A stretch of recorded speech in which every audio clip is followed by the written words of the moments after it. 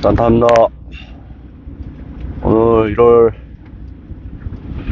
13일이고요. 아, 오랜만이네.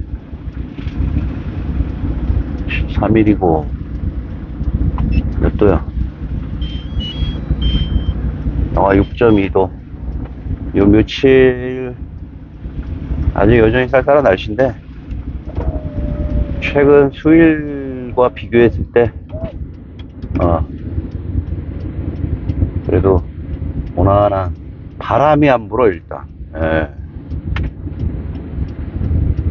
바람이 불지 않습니다. 사람이, 이제 정치 얘기는 웬만하면 안 했으면 좋겠어. 너무 피곤해가지고. 사람이 다치면, 예, 여러 가지로 만사가 귀찮아지는 거죠. 일주일 전쯤에, 일주일? 2주? 일주일 전, 한 10일 정도 된 것 같아요. 오전 새벽에 한 7km 남짓, 한 1시간 반 정도, 1시간 정도 1시간 7분, 8분? 그중 어떤 양이 있었는데, 거의 다 와서 이제 주위를 둘러보는 거죠, 이렇게. 다 왔구나. 쭉 산을 넘어서 도로가를 넘어서 그 정막 속에서 천천히 뛰거든요, 저는 조깅을. 왜냐, 오래 뛰어야 되니까. 그 피로가 쌓이면 안 되니까. 그럼에도 불구하고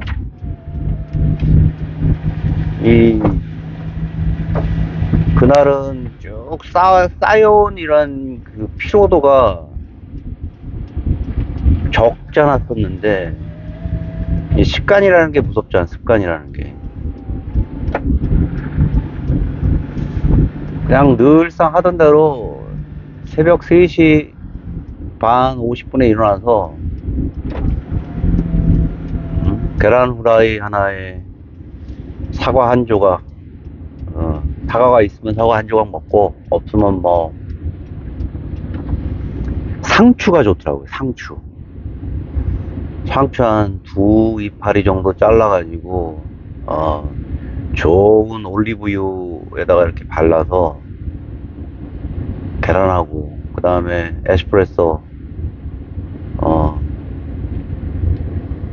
저렴한 그 반자동 기계가 있어요.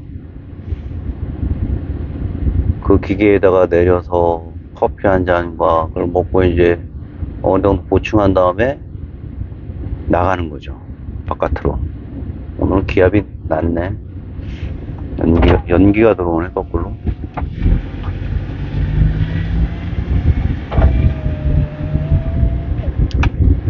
피곤한데도 그 습관이라는 게 무서운 게, 자연스럽게 그렇게 그냥 옷을 입고 나가고 있더라고. 그걸 안 하면 개운하지가 못하니까요. 몸이 되면 나가는 거야, 무조건. 나갔어. 나갔는데 이제 좋지. 역시 뛰니까. 약간 뭐 고단하더라도 내가 가지고 있는, 말하자면 새벽을 혼자 만끽하는, 내가 새벽 조깅에 대한 유효함이라든가 어떤 순기능 여러 가지 얘기를 했지만, 무엇보다도 이렇게 정막 속에서 나와 이런 그 뛰고 있을 때 그 바람에 그 살갗에 닿는 느낌, 그리고 차가 가끔 다니기는 하지만 그 고요한 정막 속에서 내가 느끼는 나만의 호흡을 오롯이 내가 느낄 수 있는 거예요. 호흡을 먹는 거지, 진짜. 제대로.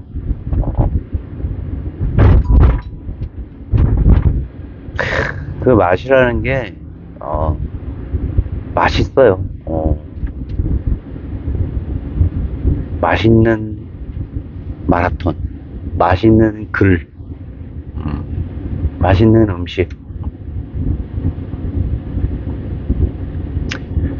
최근에 읽고 있는 게 정의의 한계라고 1981년도에 초판이 나왔고 1992년도에 확장판을 읽고 있는데 마이클 셀던의 정의의 한계라는 책이에요. 이 책은 1971년도에 있는 룰스 교수의 정의에 관련된 내용을 일정 부분 반박하는 내용이에요. 반박한다는 의미는 책을 접해보시면 아시겠지만 극단적인 반론이 아니라 이런 정의에 관련된 달 이쁘다. 우와. 정의에 관한 여러 가지 측면 중에서 어떤 자기 반대편이 아닌 동료 교수가 주장한 부분에 대한 어떤 보충이라고 저는 생각하고 읽었어요. 정의 그러면 대단히 중요한 문제라고 생각을 해요. 간과했던 부분이지. 우리가 유년 시절이나 청년 시절에 과거에도 그렇지만 정의라는 부분을 본인이 가지고 있는 정체성에 어떻게 덧대느냐에 따라서 말이죠. 그 젊은 청춘이 가지고 있는 그가 걷고 있는 청춘에 하나의 바느질 자국이 남잖아요. 인생은 여러 가지 자신이 경험한, 이건 제 생각이지만, 천을 기우듯이 말이에요. 인생은 원단이 하나짜리가 있는 원단은 있을 수도 없고, 많지도 않고, 그게 있다라고 그러면 그건 화석화된 인생이지, 결코 아름다운 인생은 아니에요. 원단이 있으면 원단이 뜯어지고, 그 천을 덧대고, 아무리 그 천과 비슷한 내용을 씌우더라도, 거기에는 반드시 오롯이 남은 자신만의 바느질 자국이라는 게 있는 거예요. 예전에, 얼마 전에 유시민 작가가 바느질 자국에 대한 자신만의 소회를 얘기했지만, 제가 생각하는 바느질 자국은 어떤 한 인간의 가지고 있는 여러 가지 실존에 대한 문제를 갖가지 천조각이라는, 그게 너덜너덜 하든, 그게 화려한 무늬가 됐든, 태어나서 가지고 있던 자신만의 원단은 있을 수가 없는 거죠.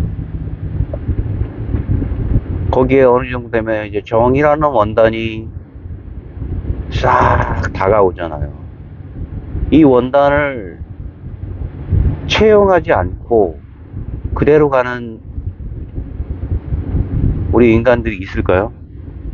분명히 정의에 관련된 내용에 옳고 그름을 떠나서 그가 판단하고 채용해야 되는 자신의 실존에서의 정의를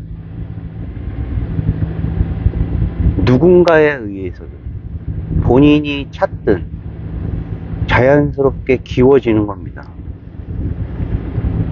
내가 바느질하는 게 가장 이상적인 거지. 자, 정의라는 내용의 바느질을 내 인생이 이제 기운단 말이에요. 근데 거기에는 뭐 이번에 참고로 알게 된 내용이지만 국가론에 나와 있는 소크라테스인가요? 소크라테스. 그 텔레마코스에 대한 그 국가 정의로 국가를 정의하는데 플라톤이 있었지. 플라톤이 국가론. 자기 스승이 행적을 그린 대화법을 가지고 나온 내용이잖아요. 거기서부터 시작되는 정의에 관련된 내용을 모태로 해서 쭉 수천 년간 면면이 이어오잖아요. 인류사에 있어서 정의라는 게. 제가 파악한 정의에 대한 계통은 그래요. 이후에 동양에서 가지고 있는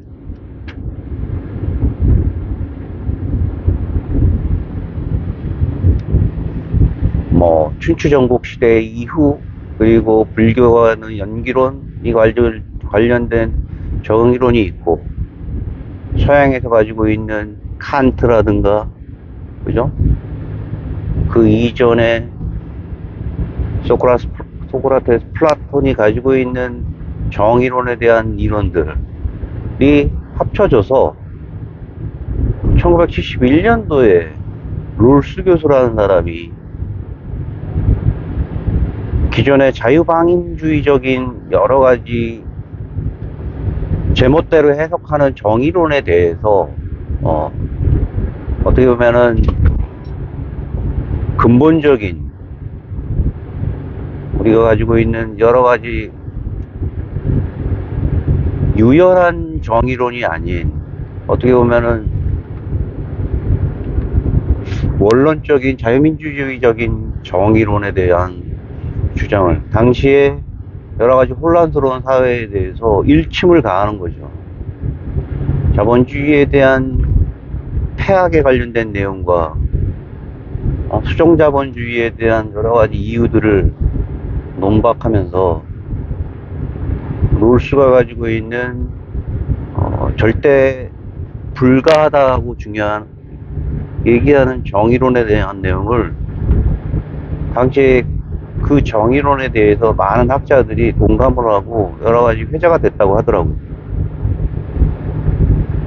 이후에 이 정의론에 관련된 내용에 대해서 우리가 잘 알고 있는 마이클 셀덜 교수가 그런 얘기를 했다고 그러더라고요. 그러니까 어떤 정반합인 것 같아요. 그런 내용에 대해서는. 정의에 관련된 내용에 있어서 우리가 각 집단이나 국가에 대한 전통이라든가 공리주의, 공공선에 관련된 내용으로 정의를 바라봐야 되지 않느냐. 한 명의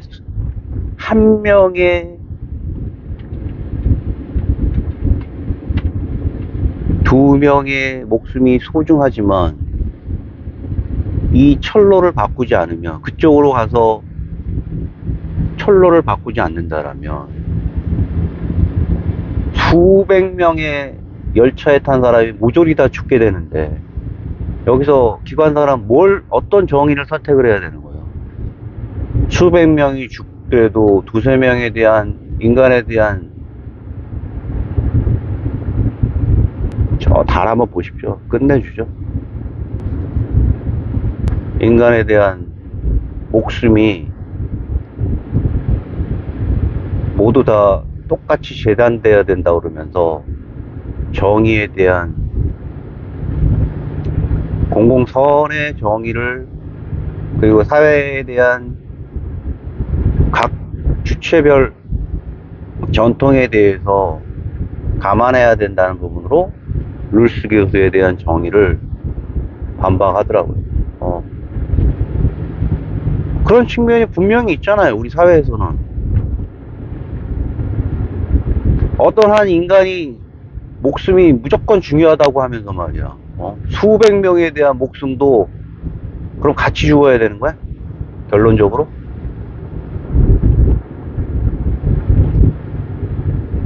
그렇게 얘기하면서 1987년도에 나와 있는 룰스 교수가 그 논문에 그 책에 대해서 마이클 샌델 교수의 정의의 한계에 대해서 또 반박을 하게 되고, 그 반박한 내용에 대해서 뭐 여러 가지 이제 아주 건전한 정의에 대한 생각들이 전 세계적으로 붐을 일으키고, 결국에는 2000년대 후반에 마이클 샌던의 유명한 하버드 대학교에 있는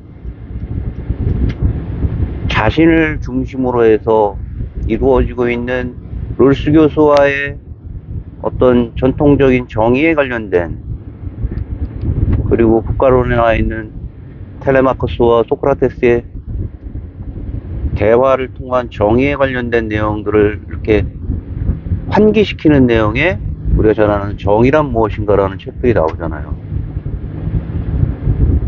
그렇게 해서 생각해 봤는데, 우리가 잘 알고 있는 어떤 성장기 소설들이 있잖아요. 성장기 소설을 꿰뚫는 주요 태제 중에 하나가 뭐예요? 호밀바디의 파수꾼도 그렇고, 데미안도 그렇고, 우리들의 일그러진 영웅도 그렇고, 사회 정의가 과연 무엇인가에 대해서 본인들의 작가가 사회라든가 기존 기성세대, 그리고 자기 자신한테도 호소를 하잖아요. 호밀바디의 파수꾼이 가지고 있는 그 청년 주인공이 기성세대들한테 호소를 하잖아요. 나는 너희들이 가지고 있는 기성세대가, 너희들이 주장하고 있는 그 파렴치한 그 울타리에서 내가 사랑하는 동생과 나이 차이가 많지만 그들을 내어줄 수 없다. 어떻게 보면은 굉장히 구도자적인 측면에 제가 보는 측면은 그래요. 데미안도 헤세가 가지고 있는 어떤 의미에는 굉장히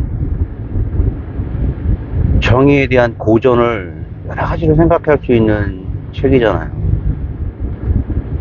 처음에 어떠한 주인공이 또래에 있는 누군가에게 굉장한 린치를 당하잖아요. 그 린치라는 게, 폭력적인 린치라는 게 물리적인 린치가 아닌 자신이 가지고 있는 유년기의 거짓말을 담보로 잡아서 말이죠, 유린하잖아, 어떤 한 영혼을. 거기서 나타나는 어떤 한 자기보다 연상의 친구가 있게 되고,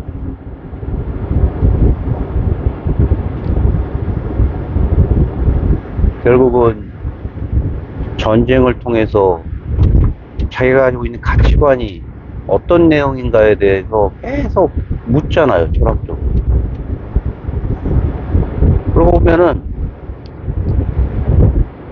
내가 고민하고 있는 현재에 대한 실존도, 내가 배우고 있는 정의에 대한 내용을 자의적인 해석에 대한 자괴감일 수도 있어요.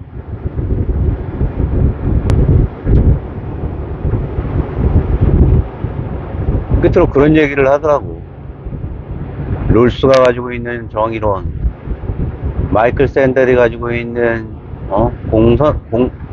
공리주의적인 공공선에 대한 정의론은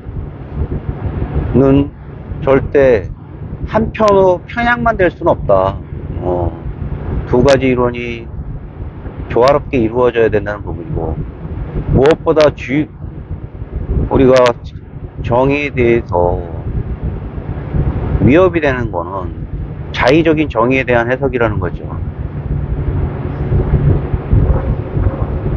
내가 보는 측면이, 내가 당하고 있는 어떤 손해만 가지고 정의가 무너졌다고 하는 정치계의 발언, 누군가의 발언이나 모든 정치가들이 그러잖아.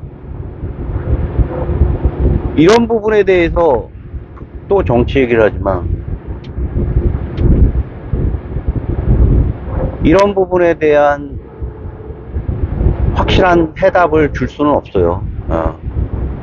정의의 한계에 있는 마이클 샌델 교수의 정의의 한계도 주절주절 얘기를 하는데 뭐 답은 없어. 정답은 없어.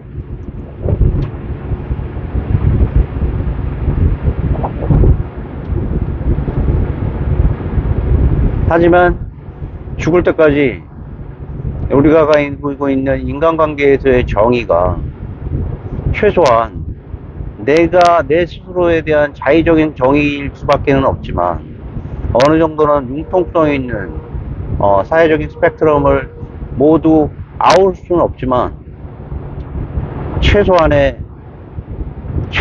선을 가지고 갈 수밖에 없다는 거지. 잣대는 없다는 거야. 10cm만큼의 정의가 존재할 뿐이야, 이건 아니라는 거지.